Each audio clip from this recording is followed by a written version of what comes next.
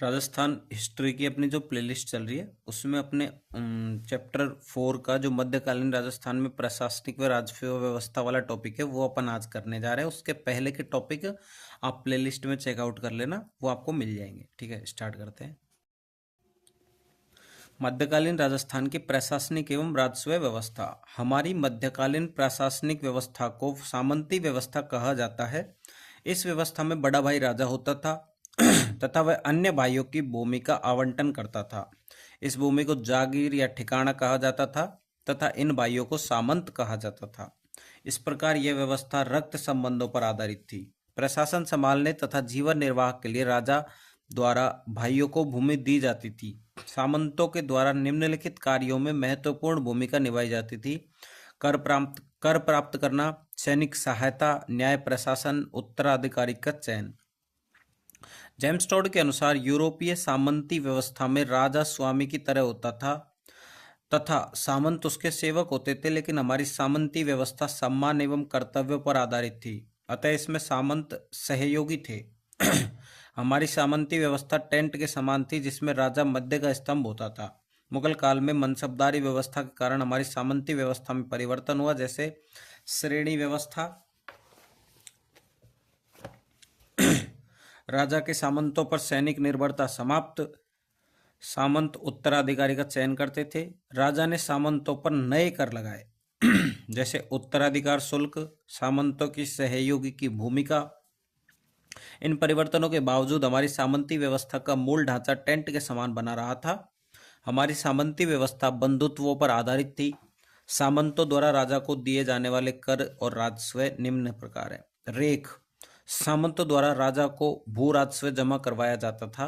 रेख दो प्रकार की होती थी। एक तो पट्टा रेख, यह अनुमानित भू राजस्व था जो जागीर के पट्टे में दर्ज किया जाता था। भर्तु रेख, यह वास्तविक भू राजस्व था जो सामंत द्वारा राजा को जमा करवाया जाता था। महाराणा अमर सिंह सेकंड ने मेवाड़ में रेख व्यवस्था का निर्धारण किया था, अतः इसे अमरशाही रेख कहा जाता था। मेवाड़ तलवार बंदाई, नजराना, कैद खालसा, ठीक है, इनका अन्य नाम है तलवार बंदाई। मारवाड़ में हुक्मनामा, पेशकशी। अपवाद: जैसलमेर में सामंत राजा को उत्तराधिकार शुल्क जमा नहीं करवाते थे। सामंतों के विशेष अधिकार: पहला, ताजीम। जब सामंत दरबार में आता था तो राजा खड़े होकर उसका स्वागत करता था। यह दो प्रकार की होती थी: इक्केवड़ी ताजीम केवल आने पर, दोवड़ी ताजीम आने व जाने पर। बाह पसाव: सामंत अपनी तलवार को राजा के घुटनों को स्पर्श करता था तथा राजा उसके कंधे थपथपाता था। हाय कुरब, हाथ कुरब: सामंत अपनी तलवार को राजा के घुटनों को स्पर्श करता था तथा राजा उसके कंधे थपथपाता था तथा अपने हाथ को अपने हृदय के लगाता था। जागीर के प्रकार: सामंत जागीर: राजा अपने भाइयों को यह जागीर देता था, यह वंशानुगत होती थी। हुकूमत जागीर: राजा प्रशासनिक अधिकारियों को यह जागीर देता था, यह वंशानुगत होती थी। बोम जागीर: राजा शहीदों को यह जागीरें देता था, ये वंशानुगत व अवंशानुगत दोनों प्रकार की थी। शासन जागीर: राजा द्वारा मंदिर, मस्जिद, दरगाह इत्यादि को यह जागीर दी जाती थी। यह कर मुक्त जागीर होती थी, अतः इसे माफी जागीर भी कहते थे। सामंतों की श्रेणियां: पहली, मेवाड़, यह सामंतों की 3 श्रेणियां थी। मारवाड़, यह सामंतों की 4 श्रेणियां थी। राजवी, ये राजा के निकट 3 पीढ़ी के सामंत होते थे, इन्हें रेख, हुक्मनामा तथा चाकरी नहीं देनी पड़ती थी। सिरदार, राजा के निकट 3 पीढ़ी के अलावा अन्य राठौड़ सामंत सिरदार सामंत कहलाते थे। गिनायत, वे सामंत जिनसे राजा वैवाहिक संबंध करता था। मुत्सद्दी, प्रशासनिक अधिकारी। तीसरा अपना बीकानेर, यहाँ सामंतों की 3 श्रेणियां थी। बीका के वंशज, बीका के वंशजों के अलावा अन्य राठौड़ सामंत, बीका से पहले के बीकानेर क्षेत्र के सामंत। जैसलमेर, हर राज ने सामंतों की 2 श्रेणियां बनाई थी। पहली, डावी, राजा के लेफ्ट के सामंत कम शक्तिशाली, और जीवनी, राजा के राइट के सामंत शक्तिशाली। फिर आता अपना कोटा, यहाँ 30 मुख्य सामंत थे। इनमें हाड़ा चौहानों की संख्या थी। इनको 2 श्रेणियों में बांटा गया था। देश थी कोटा के अंदर, हजूरती कोटा के बाहर। छठवा अपना आमेर, पृथ्वीराज ने 12 मुख्य सामंत बनाए थे, जिसे 12 कोटड़ी व्यवस्था कहा जाता था। राज्य के प्रशासनिक अधिकारी, पहला है अपना राजा, राज्य का सर्वोच्च अधिकारी।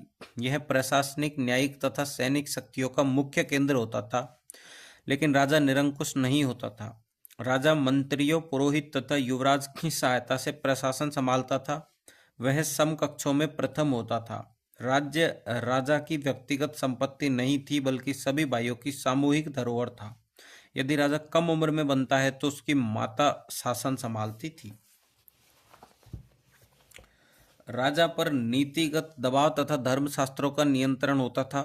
दूसरा अपना प्रधान, यह राजा को सैनिक तथा प्रशासनिक मामलों में सलाह प्रदान करता था। अलग अलग रियासतों में इसे अलग अलग नाम से पुकारा जाता था, जैसे कोटा बूंदी में दीवान और फौजदार, बीकानेर भरतपुर में मुख्तार, जयपुर में मुसाहिब, मेवाड़ मारवाड़ जैसलमेर में प्रधान।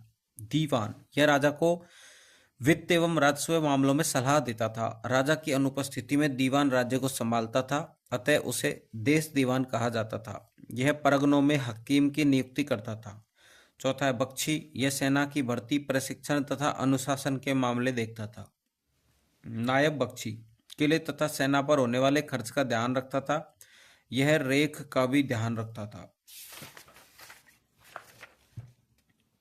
फिर अपना सिकदार, छठा, यह नगर का प्रशासनिक अधिकारी होता था। यह गैर सैनिक खर्च का प्रबंधन करता था। मुगल प्रशासन में इसे कोतवाल कहा जाता था। सातवां अपना खानसामा, यह राजकीय महल की आवश्यकता की पूर्ति करता था एवं राजकीय उद्योगों का प्रबंधन करता था। बेहद ईमानदार व्यक्ति की नियुक्ति इस पद पर की जाती थी। कालांतर में इसे दीवान बनाया जाता था। आठवां अपना मीर मुंशी, यह राजा की तरफ से पत्र व्यवहार करता था। नौवां अपना नैमित्तिक, राजा का ज्योतिषी कहलाता था। वकील, यह राजधानी में सामंत का प्रतिनिधि होता था। ठीक है, अब आता है अपना न्यायिक प्रशासन। राजा सबसे बड़ा न्यायिक अधिकारी होता था, लेकिन वह बड़े अपराध तथा मृत्युदंड के मामले देखता था। खालसा में हाकिम न्यायाधिकारी होता था। जागीर में सामंत द्वारा न्याय का कार्य किया जाता था। छोटे मामले ग्राम पंचायत तथा जातीय पंचायत द्वारा सुलझा दिए जाते थे। धर्मशास्त्रों के आधार पर न्याय किया जाता था। सामाजिक एवं धार्मिक स्थिति के आधार पर दंड न्याय दिया जाता था। अपराध व्यक्ति के खिलाफ माना जाता था, राज्य के खिलाफ नहीं। मुकदमों तथा गवाही का लिखित रिकॉर्ड नहीं रखा जाता था। दंड अत्यधिक सरल थे, न्याय शीघ्र तथा सस्ता था। कई सामंतों के पास शरण देने का अधिकार प्राप्त था, अतः कई बार बड़े अपराधी बच जाया करते थे। भू राजस्व प्रशासन, भूमि दो प्रकार की होती थी, एक तो कृषि भूमि, एक चरणोता भूमि। इसे गोचर भी कहते थे। यह सार्वजनिक भूमि होती थी, इस पर सभी लोगों का सामूहिक अधिकार होता था। राजा इसे खालसा घोषित नहीं कर सकता था। कृषि भूमि दो प्रकार की होती थी, एक तो उन्नाव पीवल, वह भूमि जिसमें कृत्रिम संसाधनों से सिंचाई की जाती है। एक बारानी, वह भूमि जो वर्षा पर आधारित थी। भूस्वामित्व, सैद्धांतिक राजा और वास्तविक किसान। भू राजस्व, भोग, भोज, लगान, हासिल, अनाज पे भोग, नगद, हिरण्य। किसान, पहला बापीदार, दूसरा गैर बापीदार। इनके पास खुद की भूमि होती है, इन्हें भूमि का पट्टा दिया जाता है, पट्टा दिया जाता था जिसे दाखिला कहा जाता था। किसान उस भूमि में कुआं खुदवा सकता था तथा लकड़ियां प्राप्त कर सकता था। अकाल की स्थिति में यदि किसान बाहर चला जाता था तो भी राजा उसकी भूमि को खालसा नहीं कर सकता था। गैर बापीदार, इनके पास खुद की भूमि नहीं होती थी, ये दूसरों की भूमि पर खेती करते थे। अन्य नाम सिकमी और खेतियर। ठीक है, तो ये टॉपिक अपना हो चुका है कंप्लीट। नेक्स्ट टॉपिक जो ओपन करेंगे वो करेंगे 1857 ईस्वी की क्रांति में राजस्थान का योगदान। तो वीडियो को लाइक करना भाई, चैनल को सब्सक्राइब करना, वीडियो को शेयर करना। ठीक है, मिलते हैं नेक्स्ट वीडियो में।